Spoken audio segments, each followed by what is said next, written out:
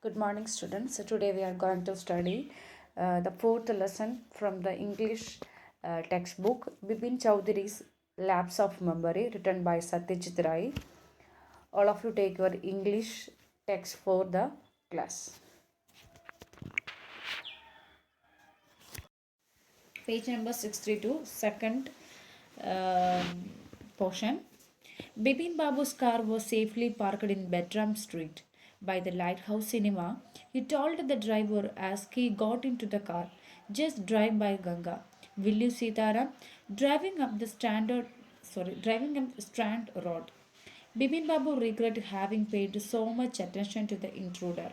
Intruder means a person who intrudes. That is intruder. He had never been to Ranchi, no question about it. It was inconceivable. Inconceivable means not capable of being imagined or grasped.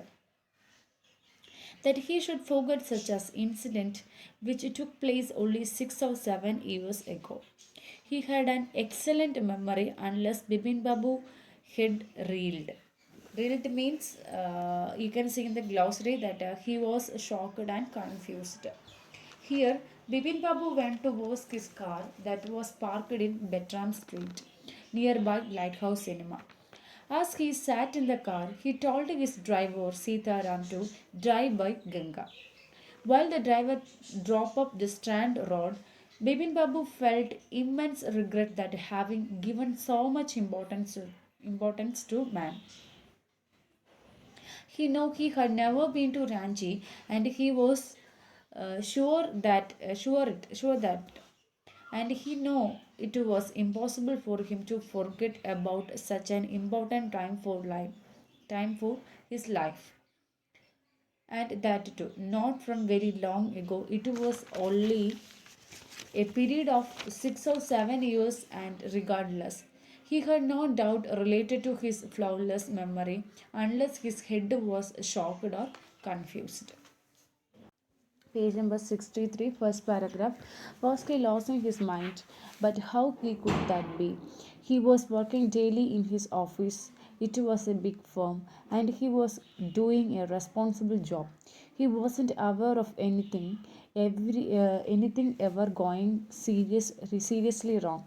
Only today he spoke for half an hour at an important meeting, and yet the man knew a great deal about him. How he even seemed to know some intimate details. Intimate means very personal and private. The bag of books, wife's death, brother insanity. The only mistake was about his having gone to Ranchi, not a mistake, a deliberate lie. In 58, during the pujas, he was in Kanpur at his friend Haridas Bagchi's place. All Bibin Babu had to do was write to know there was remembered that Haridas had left his wife for Japan some weeks ago, and he didn't have his address. Here, Bibin Babu, while it is to be apt to say that Bibin Babu was losing his mind, it was a quite impossible to believe because the worked at that big firm and he worked daily. He had a responsible job. Even if there was something not right, he never realized that there was something major going with him. That particular day, he spoke for a stretch of only half an hour at a very important meeting. But it is also true that the man knew a quite lot about Bibin Babu, and that too. Some very personal details. The details like wife's death, bag of books, and brother's insanity are a quite intimate details for a stranger to know about. The man was right about everything except fact that Bibin Babu had never been to Ranchi. The man was not making mistake, but he spoke a deliberate lie. Bipin Babu was sure that he was in Kanpur at the pujas in 58, and he stayed at his friend's Haridas Bagchi's place.